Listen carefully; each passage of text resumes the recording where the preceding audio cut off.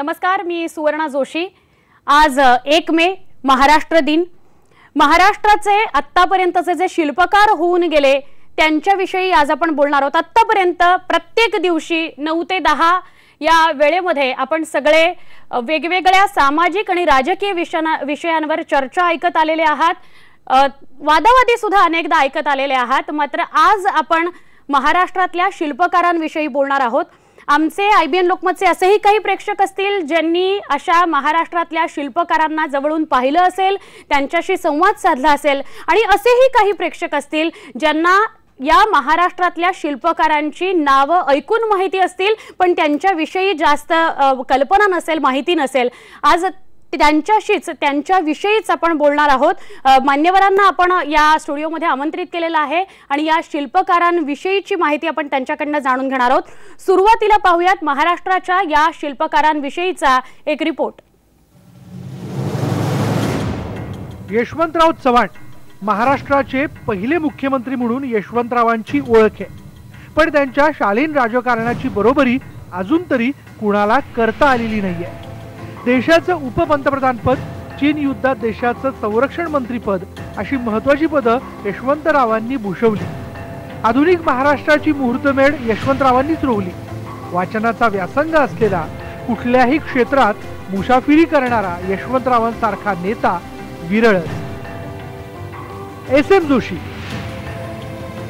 जयप्रकाश नारायण यांची विद्यार्थी चळवळ जोमात असताना SM जोशींनी वठवलेली भूमिका ऐतिहासिक आहे। ते समाजवादी चळवळीचाही चेहरा राहिले। संयुक्त महाराष्ट्रासाठी त्यांनी दिलेलं योगदान असो की दलितांसाठी केलेलं काम महाराष्ट्र घडवण्यात महत्त्वाचं ठरलंय। आधी विधानसभेत आणि नंतर SM जोशी लोकसभेवरही निवडून गेले। फार कमी विरोधक सत्ताधाऱ्यांनाही सभागृहात हवे वाटतात, SM त्यापैकी एक होते। JRD टाटा, फक्त महाराष्ट्रच नाही तर देशाच्या जडणघडणीत JRD टाटांचं योगदान ऐतिहासिक आहे। देशातले पहिले परवानाधारक पायलट ते स्टील गाड्यांपासून ते IT पर्यंतच्या सगळ्या इंडस्ट्रीजचा पाया JRDंनी घातलाय।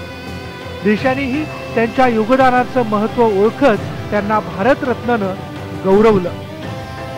कॉम्रेड श्रीपाद अमृत डांगे, श्रीपाद अमृत डांगे हे कम्युनिस्ट पक्षाच्या मूळ सभासदांपैकी एक, पण महाराष्ट्राच्या स्थापनेतही त्यांनी मोठी कामगिरी बजावली। विशेष म्हणजे डांगेंना कम्युनिस्ट चळवळीमुळे 13 वर्ष जेलमध्ये काढावी लागली। 1978 पर्यंत डांगे कम्युनिस्टांचे सर्वोच्च नेते राहिले। डांगेंच्या कामगार चळवळीनं देश ढवळून निघाला। डांगे हे इंदिरा गांधींकडे झुकले तसे त्यांना पक्षातून बाजूला सारण्यात आलं। महाराष्ट्रानं वेगवेगळ्या विचारांचे नेते दिले, त्यात कम्युनिस्टांचं सर्वोच्च नेतृत्वही महाराष्ट्रानं दिलं। धनंजय गाडगीळ,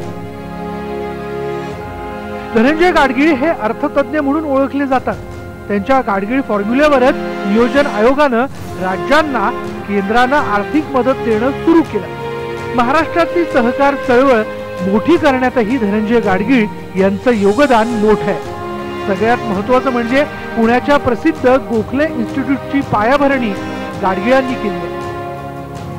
विठ्ठलराव विखे पाटील, विठ्ठलराव विखे पाटील जेवढं नाव भारत असतं तशीच कामगिरी। आशिया खंडातील पहिल्या सहकारी प्रवरा साखर कारखान्याची मुहूर्तमेढ विठ्ठलरावांनीच रोवली। वर्ष होतं 1950। नेहरूंनीही विखे पाटलांचा गौरव केला। पद्मश्री आणि त्यानंतर डिलीट अशा पदव्यांनी विठ्ठलराव विखे पाटलांचा गौरव केला गेला।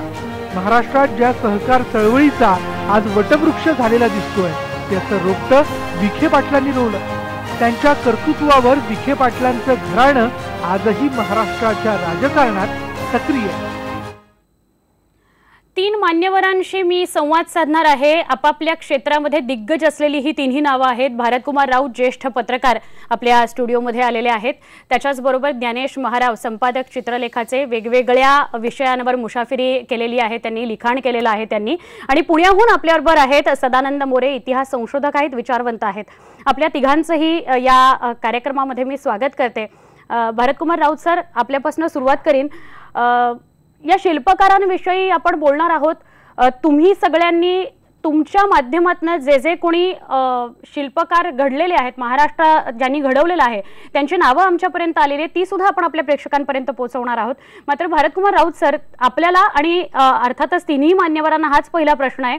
आत्ताचा महाराष्ट्रातली आत्तापर्यंतची झालेली उन्नती आणि एका मोठ्या पटलावर महाराष्ट्र कसा वाटतो आपल्याला?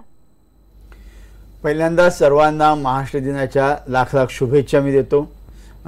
आज आपण हा कार्यक्रम आयोजला याबद्दल मी पहिल्यांदा आपलं IBN लोकमतचं अभिनंदन करतो. कारण खरोखर अशा एका टप्प्यांवर पोहोचत असताना वर्षातून किमान एकदा तरी आपण कुठून निघालो आणि कुठून पोचलो याचं सीमावलोकन आपण करण्याचं गरजेचं आहे आणि ते आपण करतात, हे खरंच चांगली गोष्ट आहे. महाराष्ट्राचे शिल्पकार म्हणून जेव्हा आपण लोकांचा विचार करतो तेव्हा आपण साहेबने 10 लोकांचा या 1 तासाभरात विचार करू शकू, परंतु महाराष्ट्राची समजा एक 5 क्षेत्र आपण निवडलीत, ज्याच्यामध्ये राजकारण आहे, अर्थकारण आहे, समाजकारण आहे, शेती आहे, महाराष्ट्रापुरतं बोलायचं सहकार आहे, अशा सगळ्या क्षेत्रांचा जर विचार करायचा, व्यापार आहे यांचा जर विचार करायचा, तर कमीत कमी 50 नावं ही सहज अशी डोळ्यात देखत आपल्या आलेली दिसतात.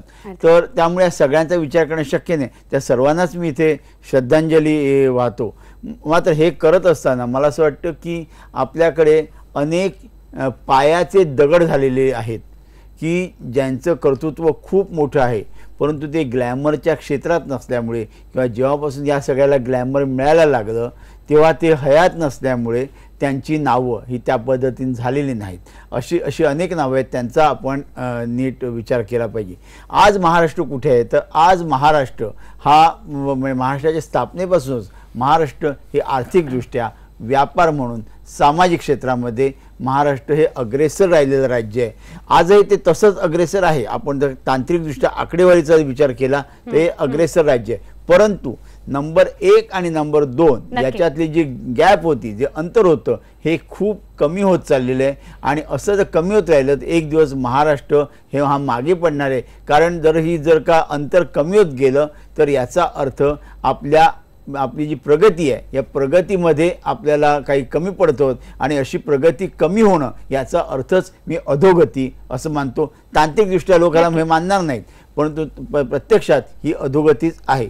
दुसरी गोष्ट, आपण महाराष्ट्र जेव्हा निर्माण केला तेव्हा महाराष्ट्राच्या सर्व क्षेत्रातून लोकांनी, जनतेने याला उत्स्फूर्त पाठिंबा दिला आणि आपण एकसंध महाराष्ट्र करायचा अशा हेतूने आपण केलं. आपण विदर्भ महाराष्ट्रामध्ये आणला 56 साली. त्यानंतर आपण मुंबई महाराष्ट्रातच राहिली पाहिजे म्हणून आपण एक मोठा लढा दिला. नंतर असं झालं, यशवंतराव चव्हाण म्हणाले की हे राज्य मराठीचं आहे, मराठ्यांचं नाही, असं त्यांनी सांगितलं. आज परिस्थिती अशी आहे की आज 50 वर्ष उलटून गेल्यानंतर 60कडे आपण झुकत असताना आपला महाराष्ट्र हा पुन्हा एकदा विघटनाच्या उंबरठ्यावर उभा आहे का? भावनात्मकदृष्ट्या आपण एकजीव झालो आहोत का? की अजूनही आपण विदर्भ वेगळा, मराठवाडा वेगळा, कोकण वेगळा, मुंबई आणखीन काहीतरी वेगळा असा विचार आपण करतोय. सर, खूप महत्त्वाचा मुद्दा आहे की महाराष्ट्र विघटनाच्या वाटेवर आज आहे का? महाराव सर, तुम्ही थोडक्यात काय सांगाल? तसं एकदम म्हणता येणार नाही विघटनाच्या वाटेवरती आहे, परंतु वेगवेगळ्या ठिकाणी अशी आंदोलनं चालू आहेत. मुख्य आजचा जो विषय आहे की ज्यांनी महाराष्ट्र घडवला, ज्यांनी फंडामेंटल काम केलं, मूलभूत काम केलं, ही माणसं फक्त महाराष्ट्रापुरता मर्यादित नाही आहेत. आपण कॉम्रेड डांगेंचं नाव घेतो, पण कॉम्रेड डांगेंनी महाराष्ट्राच्या बाहेर जाऊन सुद्धा कामगार चळवळ त्यांनी रुजवलेली आहे. सारखं आपण धनंजयराव गाडगिळांचं नाव अर्थविषयक आहे, वैकुंठलाल मेहता आहेत, केशवराव विचारे आहेत. तो जो सहकाराचा पॅटर्न आहे तो संपूर्ण देशभर घेतला गेला. म्हणजे नुसतं महाराष्ट्राचे शिल्पकार का, तर महाराष्ट्रातल्या मराठी माणसांना मोठं केलं किंवा महाराष्ट्राचं नाव मोठं केलं म्हणून नाही आहे. तर ह्याच्यापेक्षा जाऊन त्यांचे जे पॅटर्न आहे ते जवळजवळ देशभर ते फॉलो केले गेले, त्याचा पाठपुरावा केला गेला, ते स्वीकारले गेले. त्या दृष्टीने आता असं वाटतं की आज आपण अनेक संकुचित पद्धतीने अनेक विषयांकडे बघतो. म्हणजे एका बाजूला आपण म्हणायचं की आपण पुढारलेले आहोत का, तर आहोतही असं म्हटलं पाहिजे. कारण का 1960 साली जेव्हा महाराष्ट्राची निर्मिती झाली, त्यांचा आता उल्लेख केला, ते माडखोलकर होते, त्यांनी यशवंतराव चव्हाणांना विचारलं हे राज्य मराठ्यांची असणार की मराठीची असणार. आज फडणवीस मुख्यमंत्री आहेत, असं कोण त्यांना विचारत नाही की हे राज्य ब्राह्मणांचे असणार की मराठींचे असणार. कारण इतके आपण प्रगतिशील झालो असं वाटत असलं तरी छुपेपणाने तसे विषय महाराष्ट्रामध्ये चर्चेले जातात. त्या पद्धतीने महाराष्ट्राची सामाजिक राजकीय घडण जितकी पक्की पाहिजे की मराठी माणूस असेल, मराठी संस्कृती असेल, जे कल्चर आपण एकदा स्वीकारलेलं भाषावार प्रांतरचनेनुसार महाराष्ट्र निर्माण झालेला आहे, हे म्हटल्यानंतर आपण इतरांनाही सामावून घेतलं पाहिजे. पण त्याबरोबर आपली संस्कृती, आपला इतिहास, आपली अस्मिता आणि त्यातून आपला विकास घडवण्याची प्रक्रिया ही चालू आहे. पण ते चालत असताना वैगुण्य पण आपली शोधली पाहिजे. ज्या शाहू फुले आंबेडकरांचं नाव घेऊन उत्तर प्रदेशामध्ये मायावती 4 वेळा तिकडच्या राज्याच्या मुख्यमंत्री झाल्या, परंतु महाराष्ट्रामध्ये अजूनही महिला मुख्यमंत्री झालेली नाही आहे. ही वस्तुस्थिती आपण लक्षात घेतली पाहिजे. त्यामुळे आपण आर्थिकदृष्ट्या संपन्न असू, पण मानसिकदृष्ट्या, सामाजिकदृष्ट्या किंवा राजकीयदृष्ट्या परिपक्वता यायला पाहिजे, जी समानता यायला पाहिजे, ती अजून महाराष्ट्रात नाही. विशेष वाईट गोष्ट अशी की ज्या महाराष्ट्राला संतांची, सुधारकांची, समतेची प्रचंड परंपरा आहे, त्याच्यामधली ही उणीव आज 57 वर्षानंतर सुद्धा तशीच शिल्लक आहे. नक्की. सदानंद मोरे सर, तुम्ही थोडक्यात काय भाष्य कराल? आत्ताचा महाराष्ट्र, आत्ताच्या महाराष्ट्राची परिस्थिती आणि सगळ्यात महत्त्वाचं म्हणजे उन्नती. सर्वांना महाराष्ट्र दिनाच्या हार्दिक शुभेच्छा. आणि अशा प्रकारचा कार्यक्रम आयोजित केल्याबद्दल IBN लोकमतलाही धन्यवाद.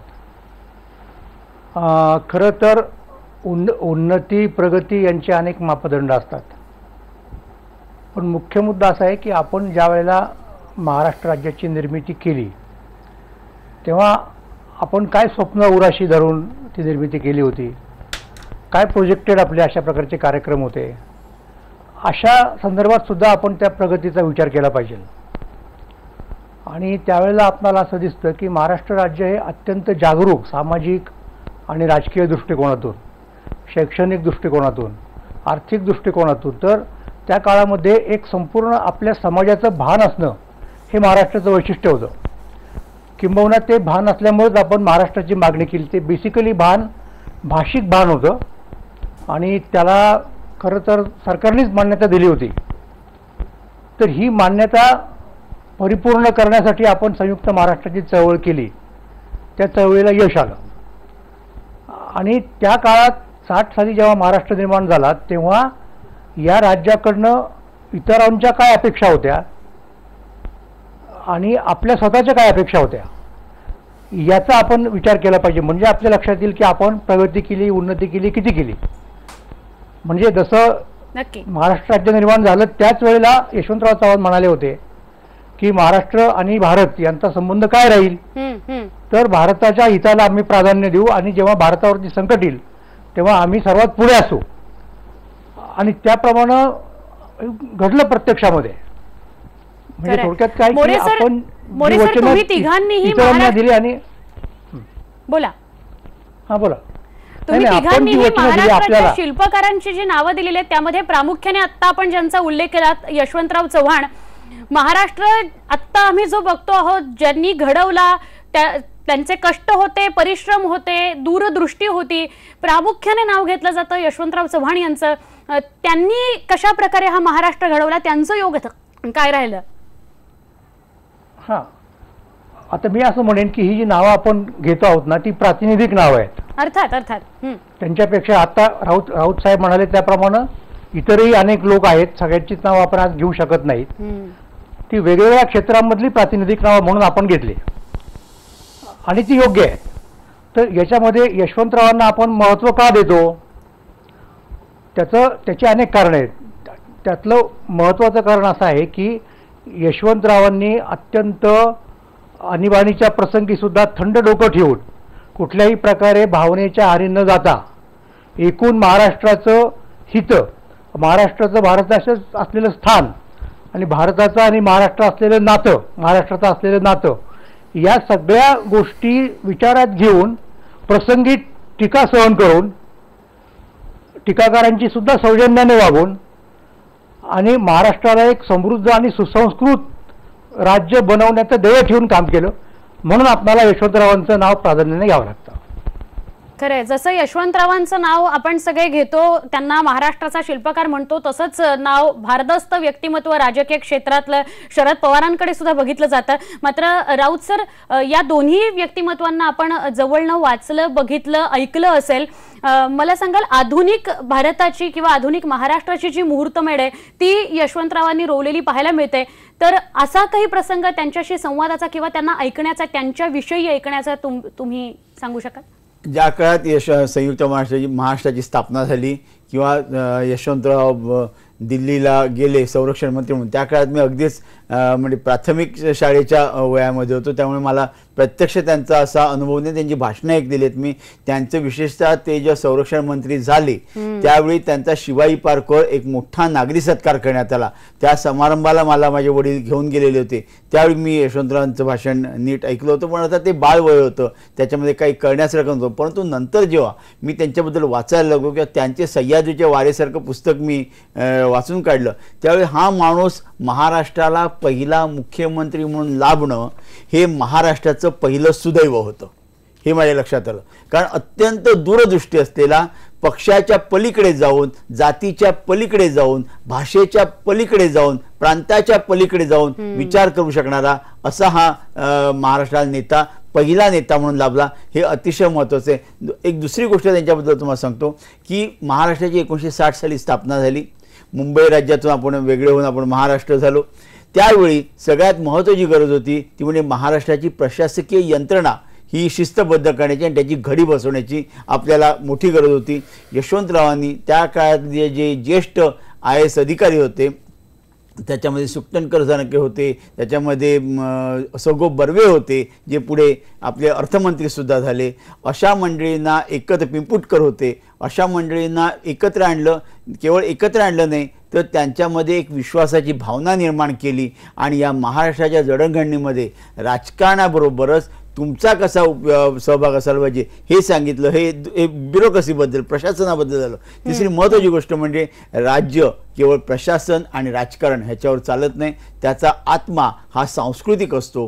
हे लक्षात घेऊन यशवंतरावांनी जे वेगवेगळे साहित्यिक विचारवंत होते यांच्या मनामध्ये असा विश्वास निर्माण केला. त्याच्यामध्ये तर्कतीर्थ लक्ष्मणशास्त्री जोशींसारखे होते, पु ल देशपांडे होते, अशी जी मंडळी होती, शांताबाई शेळके होत्या, दुर्गाबाई भागवतांसारख्या विद्याविभूषी होत्या, या सगळ्यांना एकत्र आणून यशवंतरावांनी त्यांच्या मनातसुद्धा विश्वासाचं बीज रोवलं आणि त्यांनासुद्धा महाराष्ट्राच्या उद्धारासाठी त्यांनी कार्यरत केलं. मला असं वाटतं ही यशवंतरावांची जी नायकाची भूमिका जी होती, कर्णधाराची भूमिका जी होती, ही भूमिका अत्यंत महत्त्वाची होती. आपलं हे असं झालं की नेमकं महाराष्ट्र 60 साली स्थापन झाला आणि मला वाटतं 62च्या अंती किंवा 63च्या सुरुवातीला, 1963च्या सुरुवातीला त्यांना सह्याद्रीला हिमालयाच्या रक्षणासाठी म्हणून जावं लागलं. ते दिल्लीत गेले. परंतु या 2.5 वर्षाच्या काळामध्ये त्यांनी जे काही महाराष्ट्रासाठी केलं त्याची फळं आपण आज सुद्धा आपल्याला चाखायला मिळत आहे. सुजलाम सुफलाम जो महाराष्ट्र आपण म्हणतोय किंवा बघतोय तो या सगळ्यांमुळेच आहे. महाराव सर, तुम्ही प्रामुख्याने जी नावं ठेवलेली आहेत समोर, ती यशवंतराव चव्हाण आहेत, वसंतदादा पाटील आहेत, शरद पवार आहेत, वसंतराव नाईक आहेत. जर या चौघांमधला समान धागा जर काढायचा झाला महाराष्ट्र घडवण्यासाठी त्यांनी केलेलं जे योगदान आहे त्यामधला, तर तुम्ही काय सांगाल? एकच त्यांचा, सगळ्यांच्या चौघांचाही मधल्या एक कॉमन धागा असा होता, समान धागा, की सामान्य माणसापर्यंत आपण पोहोचलं पाहिजे. त्यासाठी राजकारण असेल, समाजकारण असेल, अर्थकारण असेल, पोहोचलं पाहिजे. त्याची एक गोष्ट आहे छोटीशी, ती यशवंतरावांचं व्यक्तिमत्व. कारण यशवंतरावांना मी फार जवळून बघितलं. मी वरळीला राहत होतो. जांभोरी मैदानमध्ये त्यांच्या सतत सभा व्हायच्या त्या काळामध्ये, 80-77 पासून पुढच्या काळांमध्ये. तर त्यांनी एक गोष्ट सांगितली होती की मी गावाला असताना ते हॉस्टेलमध्ये राहायला होते आणि त्यांचं देवराष्ट्र नावाचं गाव जे होतं ते लांब होतं कराडपासून ते. आणि त्यांच्या आई ज्या होत्या त्या कुठल्या तरी माणसाबरोबर, पोस्टमन बरोबर असा मोठा बुंदीचा लाडू पाठवायचे. तो अगदी एका हातात मावणार नाही असा, पण तो बुंदीचा लाडू घेऊन येणारा जो पोस्टमन होता तो भुकेलेला असायचा. तर तो काय करायचा की तो दिलेला डबा असायचा तो जोरजोरात हलवायचा आणि त्या बुंदीच्या लाडवाच्या ज्या कळ्या होत्या त्या पडायच्या. तो 1-1 तासांनी, तो थोडा वेळ झाला, 1 तास 2 तासाचा प्रवास होता, अर्धा-अर्धा तासाने हलवायचा आणि त्या कळ्या पडलेल्या खायचा. आणि त्यांच्यापर्यंत जो लाडू यायचा तो एवढा हातात न मावणारा लाडू जो आहे तो एवढासा तिळासारखा लाडू यायचा. इतक्या सोप्या पद्धतीने ते सांगायचे की तुमच्यापर्यंत सरकार जे जे करतं ते तुमच्यापर्यंत भ्रष्टाचारामुळे, लोकांच्या भुकेमुळे कशा पद्धतीने येतं आणि ह्यासाठी तुम्ही जागृत कसे असले पाहिजे. सामान्यातल्या सामान्य माणसाला कळेल, पटेल. मोठमोठ्या गोष्टी तर आहेत, मोठमोठे तर्कतीर्थ आहेत, अमुक केल, पण त्यांनी सरोजिनी बाबरांकडनं लोकसाहित्य आणि लोकवाङ्मय तळागाळातल्या लोकांचं ज्या पद्धतीने ग्रथित केलेलं आहे ते असामान्यत्व आहे. आणि माझ्या माहितीप्रमाणे किंवा माझ्या अभ्यासाप्रमाणे पुढचे जे वसंतराव नाईक असतील किंवा शरद पवार असतील किंवा थोड्या अधिक फरकाने शंकरराव चव्हाण असतील, त्यांनी हे सामाजिक भान आहे ते कुठे सोडलं नाही. समाजातल्या शेवटच्या घटकापर्यंत आपलं कसं पोहोचेल आपलं सरकार, ह्यासाठी आटापिटा केला. अर्थात त्याच्यामध्ये ते यशस्वी झाले असं काय तेही त्यांनी दावा नाही केला, पण त्यांचा तसा प्रयत्न कायम असलेला दिसतो. आणखीन पुढच्याही सरकार, कारण सरकारचं ते कामच आहे, परंतु जेव्हा ते सर्वांशी संवाद साधायचे तेव्हा अत्यंत सामान्य भाषेपर्यंत ही जाणारी. महाराव सर, प्रत्येकाचंच कार्य हे त्यांच्या त्यांच्या जागी मोलाचं होतं. जर यशवंतराव चव्हाण आणि शरद पवार यांच्या योगदानाची तुलना करायची झाली तर तुम्ही काय सांगाल, कोणाचं योगदान मोठं राहिलं? नाही, अर्थात शरद पवारांचं त्याचं असं झालं की त्यांना मोठा काळ मिळाला आणि ह्यांनी सगळ्यांनी, यशवंतराव 3 वर्ष होते, त्यांचे वारसदार म्हणूनच त्यांनी हे काम केलं सगळ्यांनी पुढच्या काळामध्ये, म्हणजे 95 सालापर्यंत तरी किंवा त्याच्यानंतरचा काही काळ 15 वर्ष असतील ते. परंतु जग पण इतकं बदललं, विज्ञान मोठं झालं, समस्या मोठ्या झाल्या. यशवंतराव चव्हाण यांच्या काळामध्ये 84 सालात गेले तेव्हा दहशतवाद, बॉम्बस्फोट हे ते काही विषय नव्हते, किंवा आता ज्या पद्धतीने शेअर मार्केट बूम होणं किंवा हर्षद मेहता सारखं येणं. आज आपल्याला शेअर्स म्हणजे काय मराठी माणसाला माहिती आहे, पण यशवंतरावांच्या काळामध्ये हा विषय नव्हता. सहकार आणि आपली उन्नती कशी. पण आपण शरद पवार यांचं योगदान मोठं होतं म्हणताय. मोरे सर, माझा हाच प्रश्न आपल्याला सुद्धा आहे. जर यशवंतराव चव्हाण आणि शरद पवार यांच्या योगदानाविषयी बोलायचं झालं तर आपल्यालाही असंच वाटतं शरद पवारांचं योगदान मोठं राहिलं महाराष्ट्रासाठी? एक लक्षात घ्या की यशवंतरावांचं काम हे पायाभरणीचं काम आहे. त्यांनी ज्या पद्धतीने पायाभरणी केली त्या पद्धतीने जर पायाभरणी केली नसती तर पुढच्या लोकांना म्हणजे शरदरावांच्या सकट त्यांनी जे केलं ते करण्यामध्ये खूप अडथळे आले असते. ते तेवढं त्या पद्धतीने करता नसतं आलं. म्हणून पायाभरणीला म्हणून एक विशेष महत्व आहे. त्यांनी एक दिशा दिली आणि त्या दिशेने कसं जायचं, किती वेगाने जायचं, लक्षात घ्या. रस्त्यामधले अडथळे कसे दूर करायचे हे त्या मुख्यमंत्र्यांनी काम केलं. म्हणजे दादा असतील, शरदराव असतील. त्यामुळं पहिल्यांदा आपण यशवंतरावांचं पायाभरणीचं काम न विसरता मग बाकीच्यांचं, म्हणजे जसं आपण वारकरी संप्रदायाच्या बाबतीमध्ये म्हणतो की ज्ञानदेव रचिला पाया, आणि मग बाकीच्या संतांचं मूल्यमापन करतो. नक्की नक्की ते करताना आपण याच पद्धतीने पायाभरणी विसरायला नको आणि त्या अनुषंगाने पाहिलं पाहिजे इतर सगळ्याच मान्यवर व्यक्तींकडे, शिल्पकारांकडे. राऊत सर, आपल्यालाही असंच वाटतं? अगदी बरोबर आहे की यशवंतरावांनी खूप चांगलं सांगितलं, पण खूप चांगल्या पद्धतीने पायाभरणी केली त्यांनी. एका बाजूला प्रशासन, दुसऱ्या बाजूला सांस्कृतिक क्षेत्र, उद्योग क्षेत्र, या सगळ्यांना घेऊन त्यांनी महाराष्ट्र एका मजबूत पायावर उभं राहील याची व्यवस्था केली. त्याच्यानंतर सर्वांनी इमारती बांधल्या. जनरली इमारत दिसते, त्याचा पाया कोणाला दिसत नाही, अशी परिस्थिती आहे. तुम्ही मगाशी एक जो प्रश्न विचारला त्याच्यावर तुम्हाला थोडंसं बोलायचं. मला विचारलं ना तुम्ही की यशवंतराव, वसंतदादा, शरद पवार आणि वसंतराव नाईक यांच्यामध्ये काय समान दुवायचं तुम्ही विचारलं होतं. मला असं वाटतं की या समान दुवा जर मला ज्या ज्ञानाप्रमाणे बघायचा तर कृषी क्षेत्राचा विकास, शेतीचा विकास हा या चौघांचाही समान दुवा होता. यशवंतराव तर होतेच, दादा हे सहकारी चळवळीतून, उसाच्या चळवळीतून आलेले होते. वसंतराव नाईक हे तर कृषी, भारतामध्ये महाराष्ट्रामध्ये जी हरित क्रांती केली त्याचे जनक हे तेच आहेत स्वतः.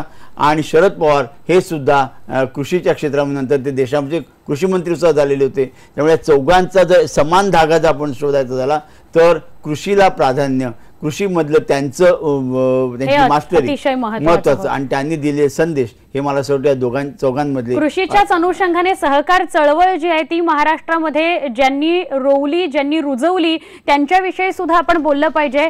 कॉम्रेड चळवळ जी आहे त्याच्याविषयी सुद्धा बोललं पाहिजे. या सगळ्याविषयी बोलूया, मात्र एका छोट्या ब्रेकसाठी इथे थांबतो.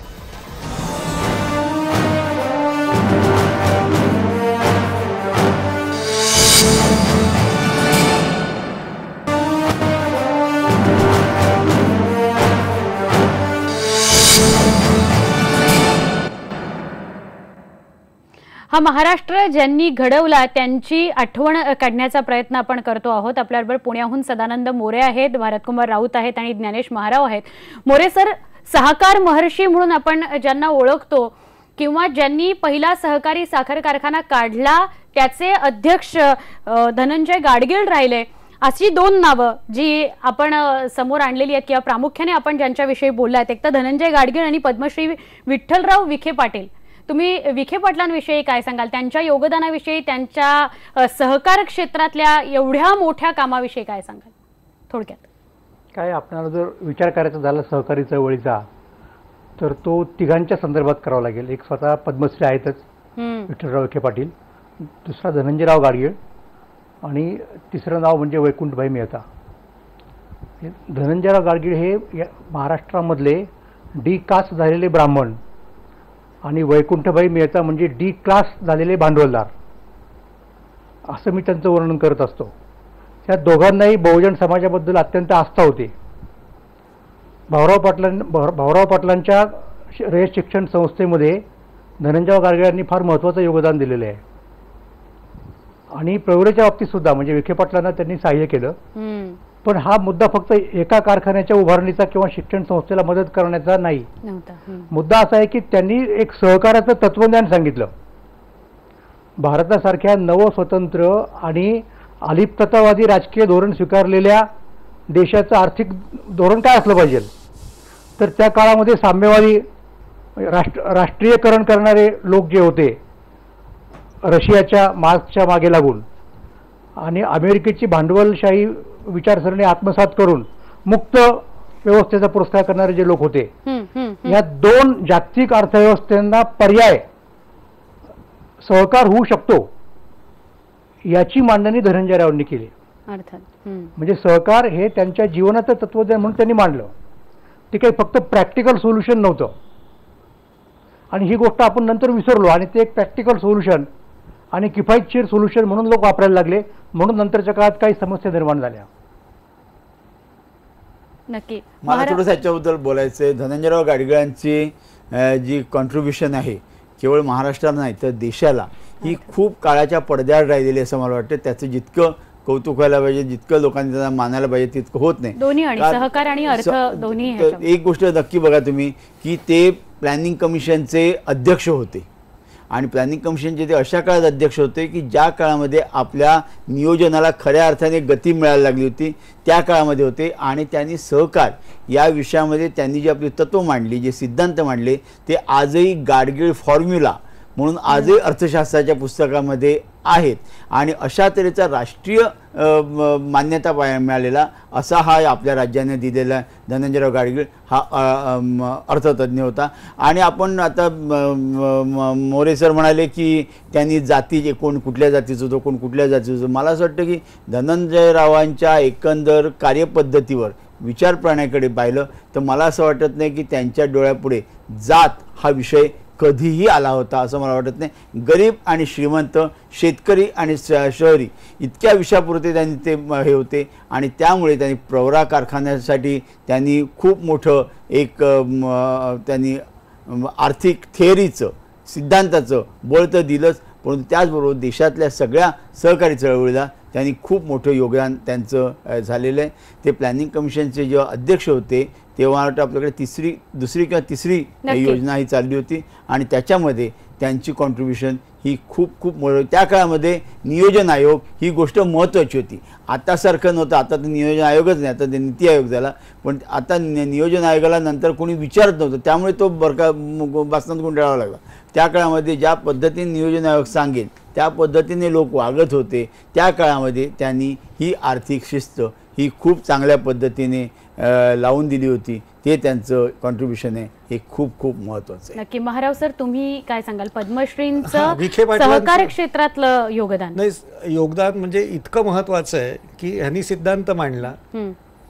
वैकुंठ मेहतांनी इतर काही जो भांडवलदार म्हणून जे आपल्याला पुरवता येईल तो अर्थसामुग्री ती पुरवली, परंतु लोकांकडे जाऊन एक रुपया मागून लाखो रुपये जमवायचे ह्यासाठी पायपीट करणं त्यांनी केलं, वसंतदादा पाटलांनी केलं. ह्या लोकांनी 1 रुपया लोकांकडनं घेणं आणि तू 1 रुपये किंवा 10 रुपयाचा शेअर आहे आणि ह्याच्यावरती तू मालक आहेस हे सांगून ते लाखो रुपये उभे करणं, हे प्रचंड मोठं काम ह्या विखे पाटलांनी केलेलं आहे. म्हणजे त्यांचं सगळं आयुष्य वाचलं किंवा त्याचं ते चरित्र वाचलं, आपण अस्वस्थ व्हायला होतो की सिद्धांत असतो पण तो लोकांपर्यंत पोचवून त्यांना ते संपूर्ण अधिकार देणं आणि त्यांच्याकडनं करून घेणं, हे मोठं काम विखे पाटलांनी केलं. लोकविश्वास की जो आता दुर्मिळ वाटतो, किंबहुना सहकारामध्ये असे शेअरचे पैसे कोण जमवत नाही, एकच कोणतरी लाख रुपये देतो आणि 100 जणांच्या नावाने शेअर ठोकतो, हे विखे पाटलांना पण करता आलं असतं.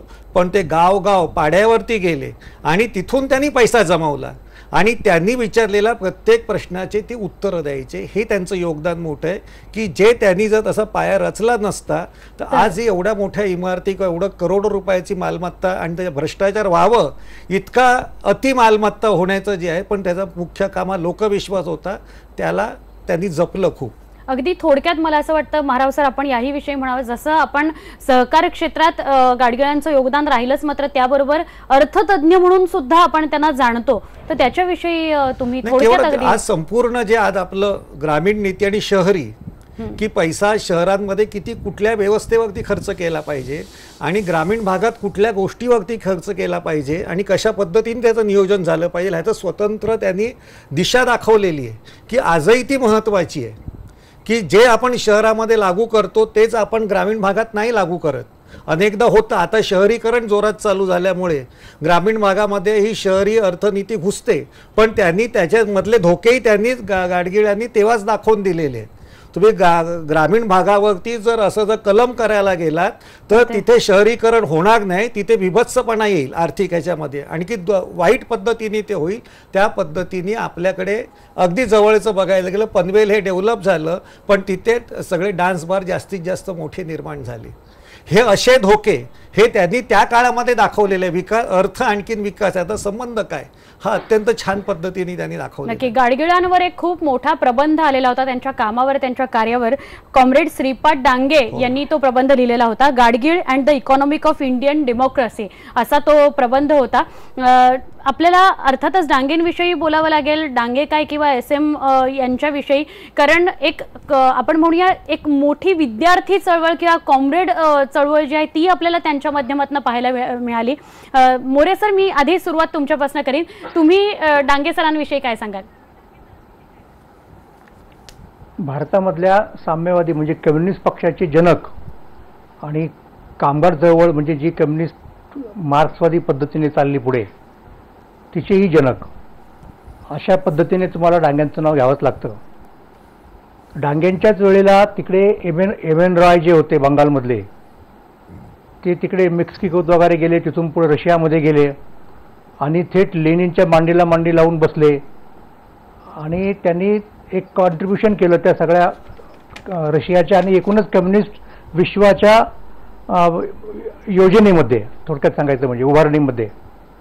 तशा प्रकारचा लाभ काही डांग्यांना झाला नाही. डांगे मुंबईतच होते, त्यांना त्या काळामध्ये मार्क्सवादी साहित्य मिळवायला सुद्धा प्रयास पडले, पण हे या सगळ्या उणीवा भरून काढून स्वतःच्या हिमतीवरती त्यांनी तो अभ्यास केला आणि त्यांनी मुंबईमध्ये प्रथम या पक्षाची उभारणी केली. त्यांना अनेक वेळा शिक्षा झाली ब्रिटिशांच्या काळामध्ये सुद्धा, आणि विशेषतः कामगार चळवळीची उभारणी मुंबईमधल्या आणि एकूणच, आणि हे चळवळीची उभारणी कामगार चळवळीची, त्याच्यानंतर ते जेव्हा लोकसभेत निवडून गेले तेव्हाही त्यांचं कार्य फार महत्त्वाचं ठरलं.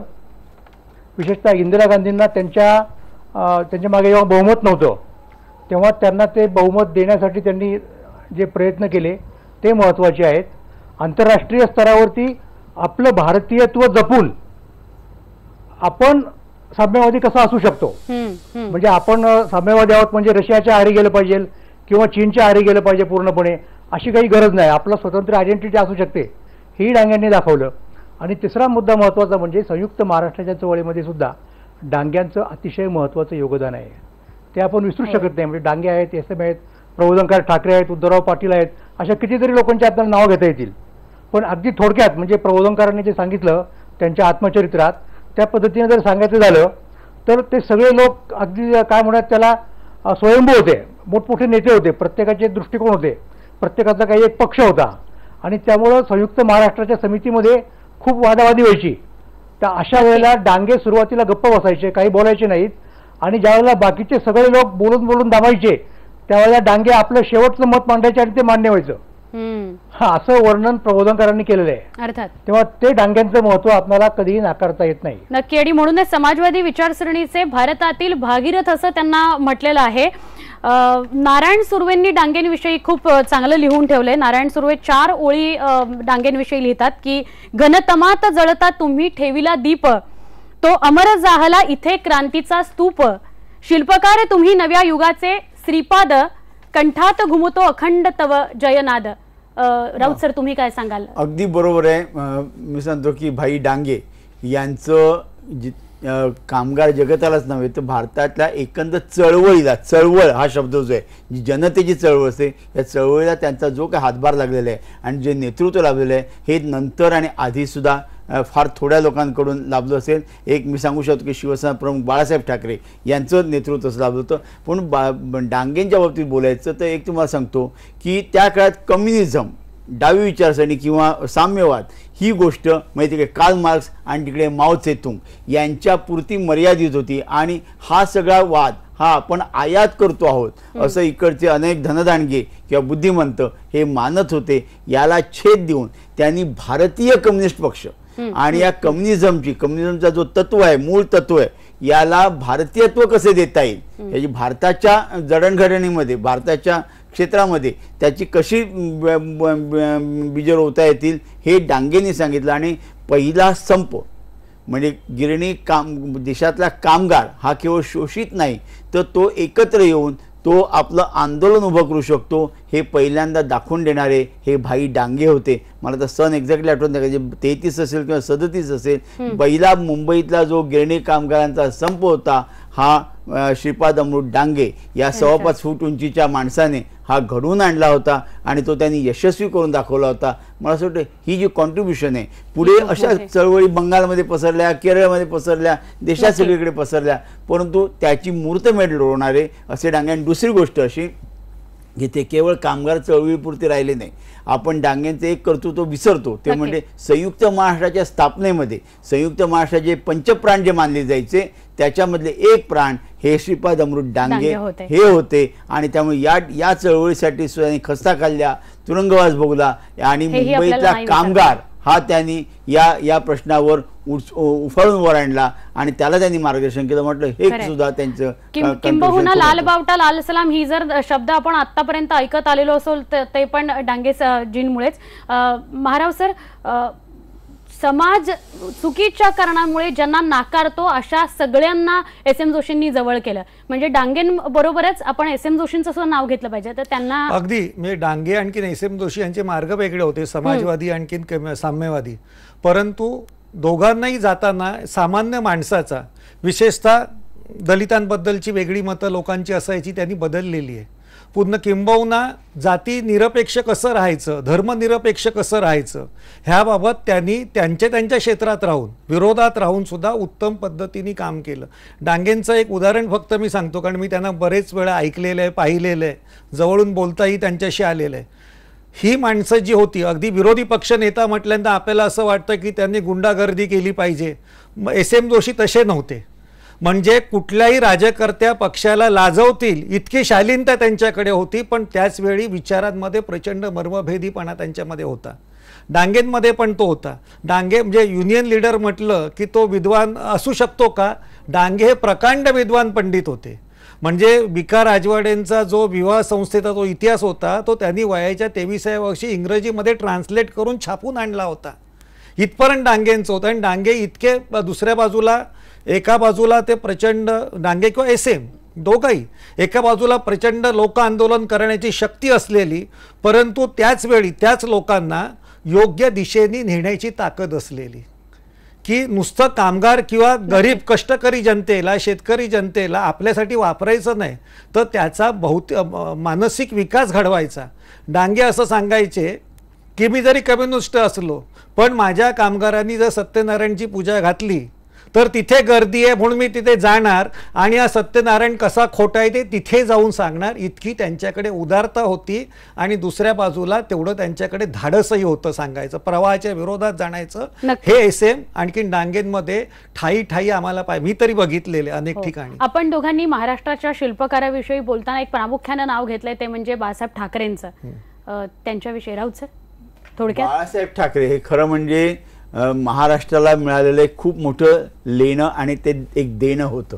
याचं कारण असं, एक व्यंगचित्रकार म्हणून एक माणूस कारकीर्द सुरू करतो आणि महाराष्ट्राच्या स्थापनेनंतर अवघ्या 6 वर्षामध्ये 66 साली 60 साली महाराष्ट्राची स्थापना झाली. 66च्या जूनमध्ये त्यांनी शिवसेना नावाची संघटना स्थापन केली आणि या शिवसेना संघटनेने त्याची आधी चळवळ होती, चळवळीची संघटना झाली आणि संघटनेचा पक्ष झाला. आणि या पक्षाने आणि या संघटनेने आणि या मराठी माणसाच्या चळवळीने संबंध राज्यच नव्हे तर देश घुसळून काढलेले. लक्षात घ्या, शिवसेनेच्या स्थापनेनंतर देशामध्ये अनेक ठिकाणी प्रादेशिक पक्ष स्थापन झाले. त्याच्या आधी द्रविड म्हणून त्या कळगममध्ये एक पक्ष होता किंवा तिकडे अकाली दल होतं. हे अकाली दल शीख समाजापुरतं, शीख धार्मिक समाजापुरतं होतं किंवा द्रविड म्हणून कळगम हे द्रविड समाजाचं होतं. अशा कुठल्याही धर्माची आधार न घेता बाळासाहेबांनी भाषा हा विषय घेऊन त्यांनी मराठी माणसाला एकजूट आणले आणि त्यांनी महाराष्ट्रामध्ये राज्यसुद्धा स्थापन करून दाखवलं. त्यांच्या एकंदर कार्यपद्धतीबद्दल बरंच उलटं सुलटं बोललं जातं, परंतु अशा तऱ्हेने प्रवाहाच्या विरुद्ध पोहून ज्यांना कुठलंही राजकीय बाकी बळ नाही अशा माणसांनी एक मोठी संघटना स्वबळावर स्वतःच्या हाताने उभी करून ती 46 वर्ष चालवायची. हे छोटं काम नाही, हे काम त्यांनी करून दाखवलं. मला असं वाटतं की त्यांच्यासारखा नेता आजवर म्हणजे सामान्याचा नेता, जननेता हा महाराष्ट्राला लाभलेला नाही. महाराव सर, आचार्य अत्रेंचं सुद्धा आपण नाव घेतलेलं आहे. तेही एक महाराष्ट्राचे शिल्पकार.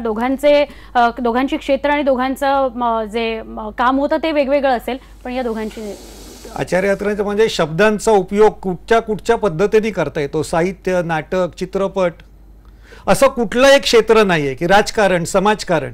आणि ते करताना ज्या रूढी परंपरा आहेत त्याच्यावरती त्यांनी प्रचंड हल्ले केलेले आहेत आणि त्याच वेळी त्यांनी समाजाने पुढे कसं जायचं हेही सांगितलेलं आहे. विशेषतः 1956 जेव्हा धर्मांतर बाबासाहेब आंबेडकरांनी केलं तेव्हा आचार्य अत्रेंची खूप मोठी ताकद लावली. आणखीन त्यांनी हे धर्मांतर कसं योग्य आहे हे सांगण्याची हिंमत त्यांनी दाखवली. म्हणजे एका बाजूला बुद्धिवादी म्हणणारे सावरकर हा बुद्ध हा विष्णूचा नववा अवतार आहे असं म्हणून सांगत होते, त्याच आचार्य अत्रेंनी त्यांना 150 ठरवून मी आज महार असलो असतो तर हेच केलं असतं. इतकं समाजाला ठासून सांगण्याची जी परंपरा होती ती इतर पत्रकारांनी दाखवली नाही, ती आचार्य अत्रेंनी प्रचंड ताकदीने दाखवली. आचार्य अत्रे सारख्या माणसांनीच आपलं महात्मा फुलेंसारखा पिक्चर काढून महात्मा फुले हा सुद्धा एक समाजाचा मोठा घटक आहे की जो समाज परिवर्तनाचं ह्याचं चित्र आणलं. हे पत्रकार, साहित्यकार अनेक आहेत, पण त्यांनी छान छान कविता नाही लिहिल्या. त्या कवींबद्दल त्यांनी इतकी टीका केलेली आहे. ते असं म्हणतात कवी म्हणजे कधीतरी प्रतिभेचा गोळा खाली पडणार डोक्यावरती तेव्हा यांच्यातनं कविता येणार, पण शाहीर कसा असावा तो पडक्या भिंतीवरती उभा राहून कोंबड्यासारखा रोजच्या रोज बांध देणारा होता. तो तसा आमचा अमर शेख, आत्माराम पाटील, अण्णाभाऊ साठे, गवाणकर ह्या सगळ्या सामान्यातल्या सामान्य माणसांना त्यांनी वैभव मिळावं, लोकवैभव मिळावं असं नाव मिळवून दिलं. ते म्हणजे आचार्य अत्रे. तसा अजून कोणी साहित्यिकही नाही झाला, तसा पत्रकार पण नाही झाला की सामान्यातल्या सामान्य माणसाला जगण्याचं बळ देईल, कलावंताला विशेषतः. मोरे सर, आपण सुरुवातीलाच बोलताना म्हणालात की खरं तर ही सगळी प्रातिनिधिक नावं आहेत आणि त्यांच्याविषयी आपण चर्चा करू शकतोय. आपण कृषी क्षेत्राविषयी किंवा सहकार क्षेत्राविषयी बोललो, पण सध्या जे शेतकऱ्यांचे प्रश्न आहेत, जे अत्यंत जटिल प्रश्न आहेत, शेतकऱ्यांची परिस्थिती गंभीर आहे, शेतकरी चळवळीतलं एक महत्त्वाचं नाव शरद जोशी यांना आपण नाही विसरू शकणार. तर त्यांच्याविषयी त्यांच्या योगदानाविषयी तुम्ही काय सांगाल? नाही, शेतकऱ्यांच्या प्रश्नाचा अनेकांनी विचार केला असेल, शेतकऱ्यांसाठी चळवळी केल्या असतील, नाही असं नाही, पण शेतकऱ्यांचा प्रश्न शेवटी आर्थिक प्रश्न आहे आणि त्याला उत्तर अर्थशास्त्रातनं शोधलं पाहिजे. अशा प्रकारचा एक सैद्धांतिक दावा करून पुढे आलेला शेतकरी नेता म्हणजे शरद जोशी होते. हे आपण लक्षात ठेवलं पाहिजे.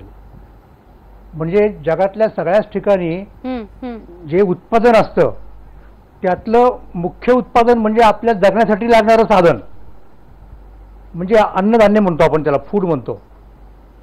तर एकूण उत्पादन प्रक्रियेमधून याला आपण जणू काही ते उत्पादन नाहीच आहे असं समजून बाजूला ठेवतो आणि मग बाकीची उत्पादनं जी असतात भांडवली कारखान्यातनं झालेली किंवा आणखीन कुठनं असणारी त्यांनाच धरून आपण अर्थशास्त्राची निर्मिती करतो, तेव्हा शेतीच्या अर्थशास्त्राला एकूण अर्थशास्त्रापासून बाजूला ठेवता येत नाही.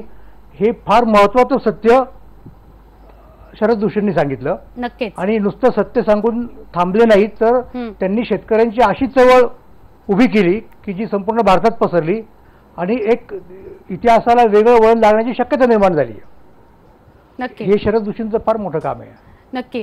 तुम्ही तिघही खरे तर या ठिकाणी आलात आणि इतक्या कमी वेळामध्ये थोडक्यात सुद्धा जे काही आपल्याला बोलता आलं ते बोललात. या शिल्पकारांविषयीची आठवण जागवली त्याबद्दल तुम्हा तिघांचेही आभार. अशी अनेक नावं आहेत, फक्त राजकीय आणि सामाजिक क्षेत्रातलीच नव्हे तर नाटकाच्या क्षेत्रातली असू देत, संगीत क्षेत्रातली असू देत किंवा अगदी मनोरंजन क्षेत्रातली असू देत, या सगळ्यांमुळे हा महाराष्ट्र घडलेला आहे, तो पुढे जातो आहे आणि अर्थातच तो पुढे जात राहणार आहे. या सगळ्यांच्या स्मृती जागवताना, त्यांच्या आठवणी जागवत ठेवताना अर्थातच आपणही काही देणं लागतो याचंही भान आज अख्खा महाराष्ट्र ठेवेल आणि त्या दृष्टीने पुढच्या दिवसापासून वाटचाल करेल अशी अपेक्षा. कार्यक्रमात इथेच थांबूया. पहा फक्त IBN लोकमत.